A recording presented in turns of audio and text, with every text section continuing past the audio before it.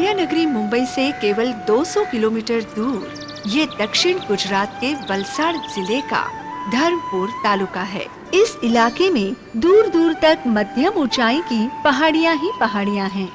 कहीं कहीं घाटी में थोड़ी सी समतल जमीन के अलावा पूरा इलाका पहाड़ी है। यूं तो इन पहाड़ियों पर साल भर हरियाली दिखाई देती है, लेकिन बरसात के मौसम में इस इलाके के प्राकृतिक सौंदर्य में चार चांद लग जाते हैं। चारों तरफ ऊंचाई से गिरते झरने और हरियाली का आलम दिखता है। ये इलाका गुजरात के सर्वाधिक वर्षा वाले इलाकों में शरीक है। इस लिहाज से इसे गुजरात का चेरापूंजी भी कहते हैं। प्राकृतिक सौंदर्य के कारण इसे गुजरात का स्वर्ग कहते हैं। लेकिन इंद्र देवता और प्रकृति की अनुपम सौगात के बावजूद इस इलाके का दुर्भाग्य भी कम नहीं है।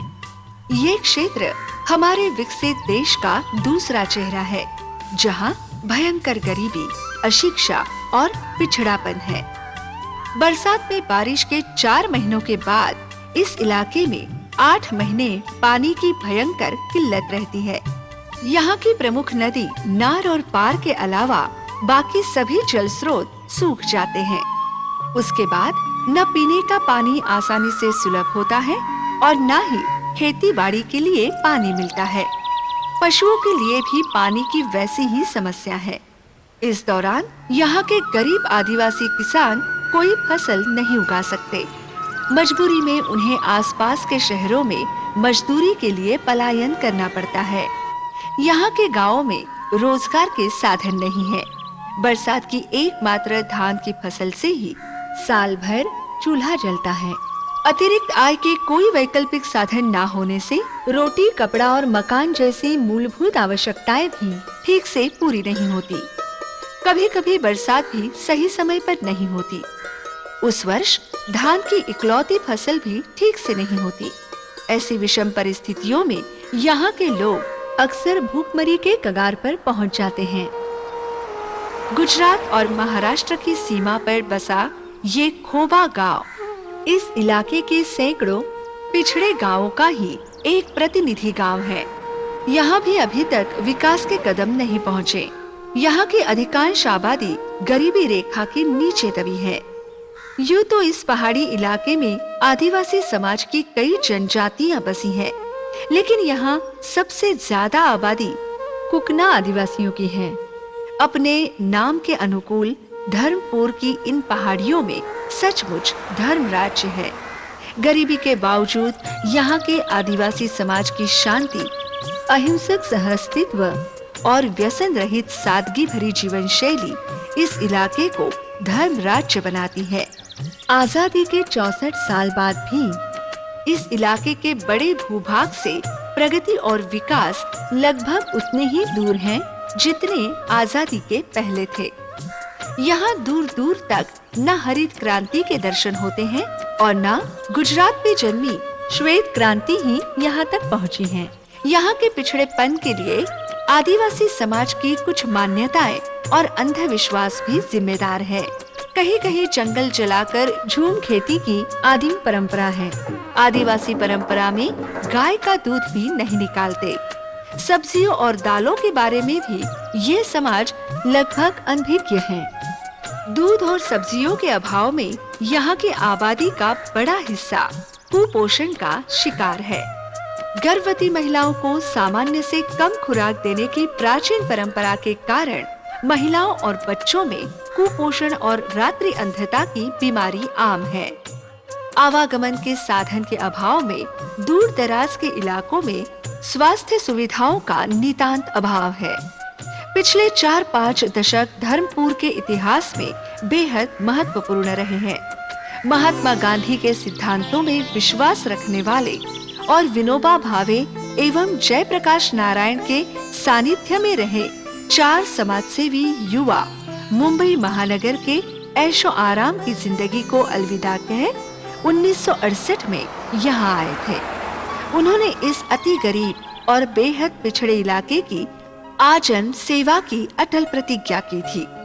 उन दिनों यहाँ पक्की सड़क भी नहीं थी।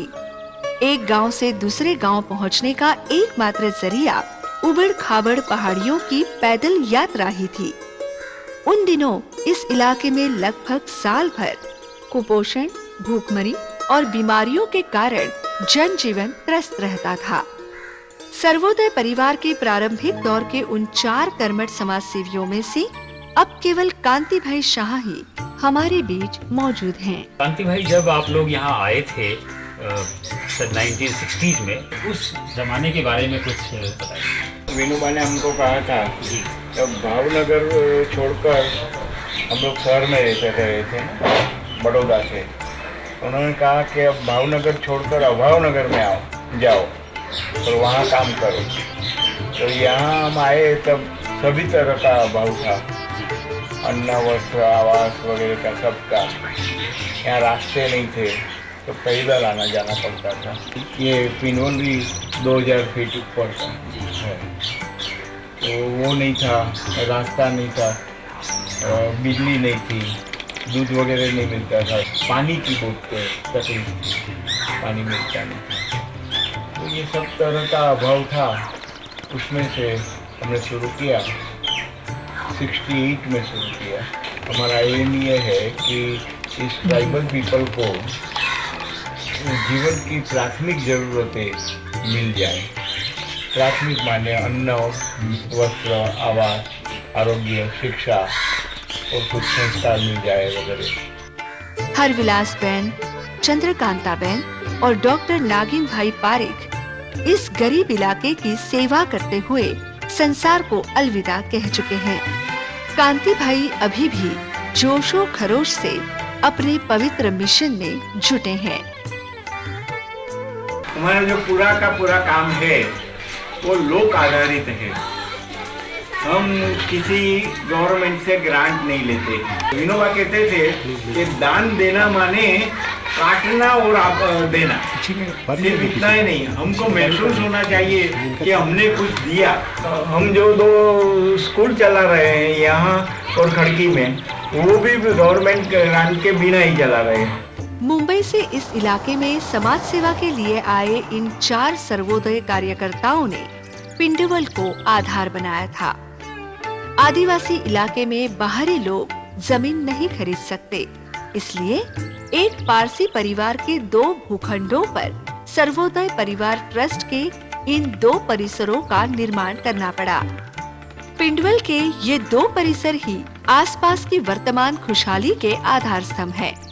यहीं से इस इलाके की विभिन्न विकास योजनाएं पिछले 4 दशक से अधिक समय से कार्यान्वित हो रही हैं। इस परिसर में सर्वोदय परिवार द्वारा संचालित प्राइमरी स्कूल है।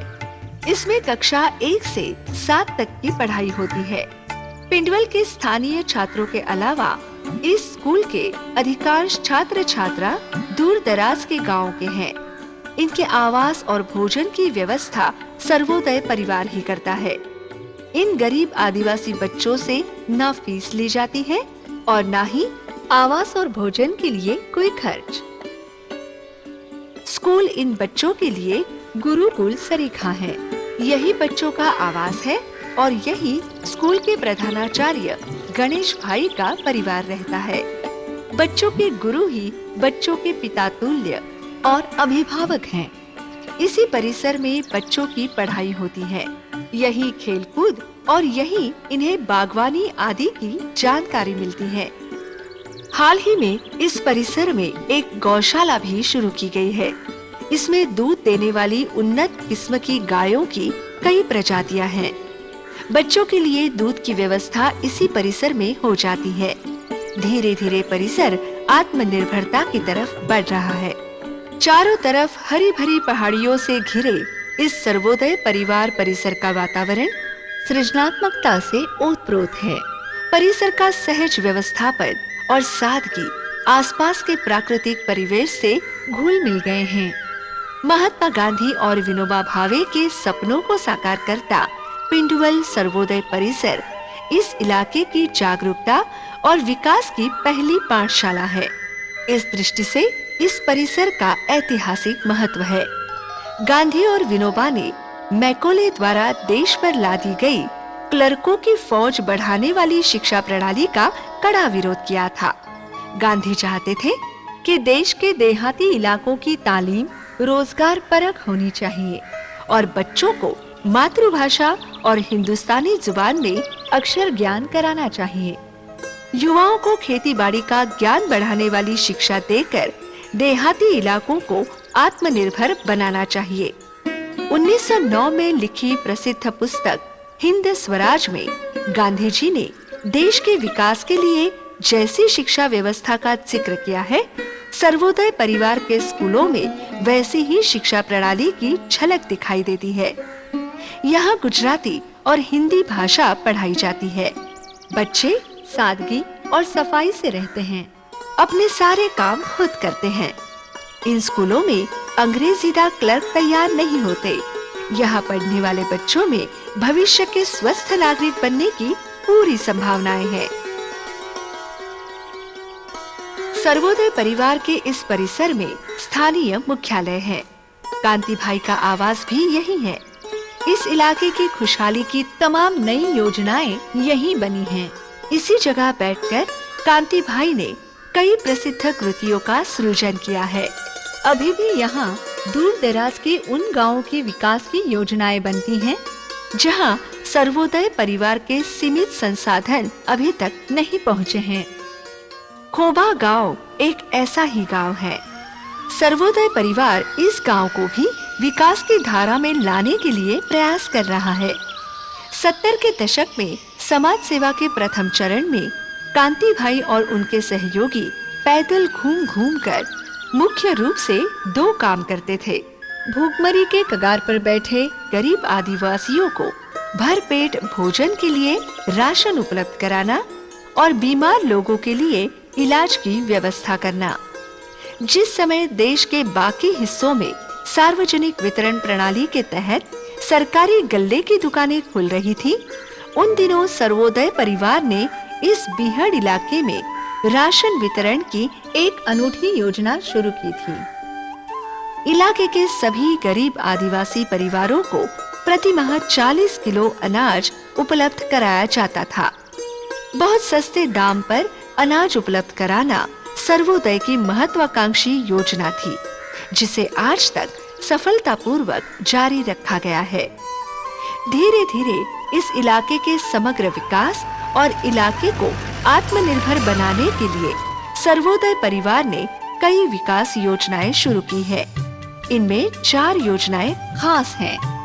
निरक्षर आदिवासियों को साक्षर बनाना, खेती के विकास के लिए चेक डैम बनाना और सोयल बंडिंग करना, रोजगार के वैकल्पिक साधन के रूप में खादी बुनने का प्रशिक्षण देना, तेज बारिश से बचाव के लिए सभी मकानों के लिए पक्की खपरेल टाइल्स उपलब्ध करवाना।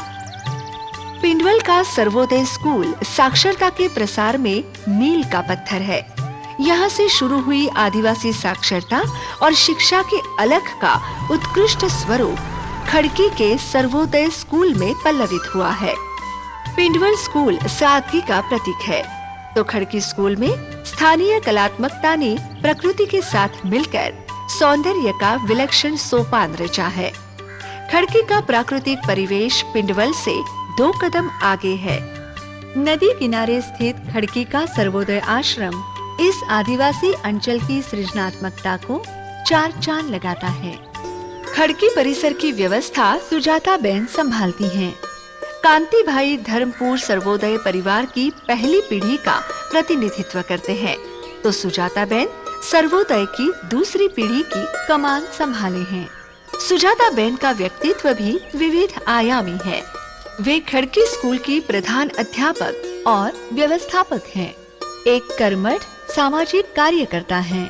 आसपास के पिछड़े इलाके के विकास कार्यों से सक्रिय सहभागिता के साथ साथ आरटीआई के माध्यम से जागरूकता अभियान भी चलाती हैं।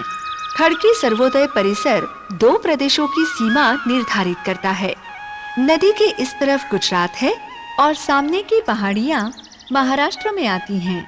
गुजरात सरकार इस नदी पर बड़ा बांध बनाने की योजना बना रही है। प्रस्तावित योजना में कई गांवों के साथ खड़की के इस सुंदर सर्वोदय परिसर को भी जल समाधि देने की त्रासद योजना है। इस पूरे इलाके में खुशहाली का परचम लहराने वाले सर्वोदय परिसर का ऐसा त्रासद अंत किसी भी संवेदनशील हृदय को झकझोरने में सक्षम है। सुजाता बेन ने तो इस परिसर को सजाने चमकाने में अथक परिश्रम किया है। परिसर को डुबोने वाली विकास योजना से उनका कड़ा विरोध जायज है। सर्वोदय परिवार ने इलाके के कृषि विकास का बहुत काम किया है। अधिकांश गांवों से नदी बहुत दूर है। नीचे बहने वाली नदी के पानी से ऊंचाई पर स्थित खेतों में सिंचाई नहीं हो सकती। खेती के लिए पानी उपलब्ध कराने के उद्देश्य से सर्वोदय परिवार ने यहाँ कई चेक डैम बनाए हैं। स्थानीय किसानों के श्रमदान और सहयोग से आसपास के झरनों और अन्य जल स्रोतों के पानी को एक जगह रोककर सूखे के मौसम में सिंचाई की जा सकती है। इस बांध के निर्माण में बाहर से कोई महंगा सामान नहीं मंगवाना पड़ा, न सीमेंट, न लोहा और न कोई दूसरी महंगी सामग्री। मिट्टी और पत्थर से बना ये छोटा सा बांध काफी मजबूत है। कई साल से जस का तस टिका है। बांध के पानी के इस्तेमाल से चौतरफा खुशहाली छाई है। बांध के कारण इलाके में कम से कम एक फसल की गारंटी तो हो गई। सूखे की स्थिति में यही पानी संकट मोचक बनता है। साल भर पशुओं के पानी पीने की व्यवस्था इसी से चलती है। गांव के पशुओं को रोज हाँक कर मीलों दूर नदी तक नहीं ले जाना पड़ेगा। मानव श्रम की भी बचत हुई है और पशुपालन भी आसान हुआ है। एक पंथ दो काज की कहावत बदलकर एक पंथ कई काज चरितार्थ हुई है। यहाँ के किसान लोबिया और मिर्च जैसी फसलों की खेती करने लगे हैं। बांध के बगैर ये सब असंभव था।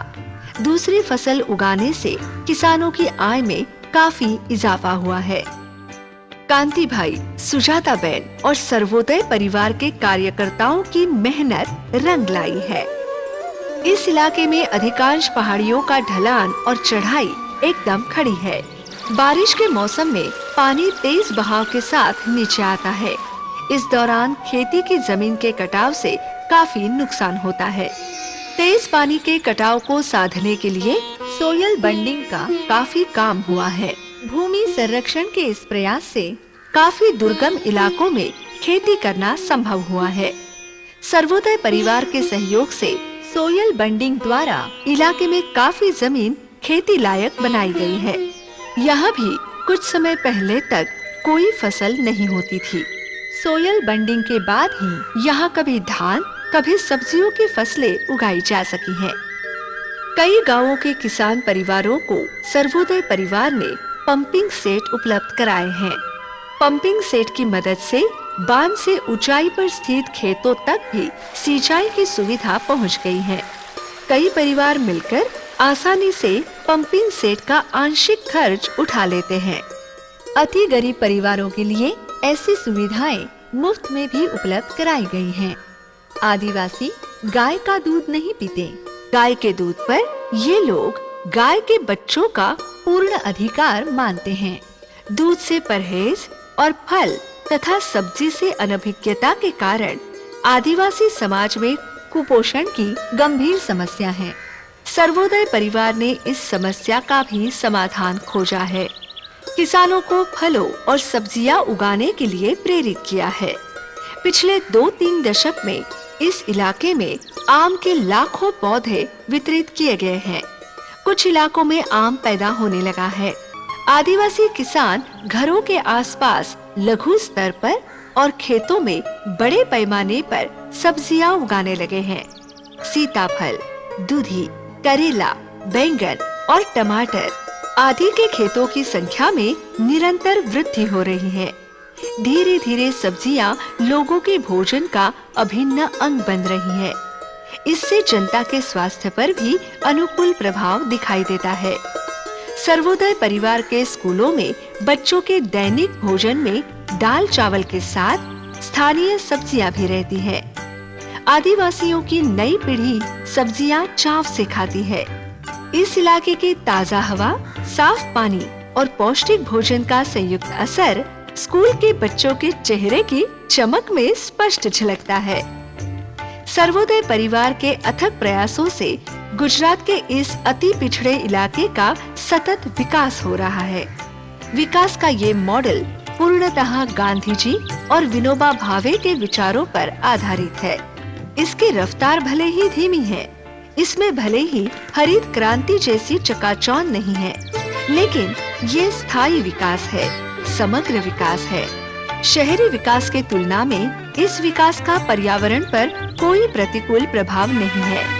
यही इस विकास की खासियत है और यही विशेषता इस विकास को विशिष्टता प्रदान करती है। सर्वोदय परिवार ने यहाँ ग्रामीण समाज को रोटी, कपड़ा, मकान और शिक्षा उपलब्ध कराकर आत्मनिर्भर बनाने में सराहनीय काम किया है। अभी भी खोबा गांव जैसे दूर दराज के कई गांवों में विकास का दीपक जलाना बाकी है।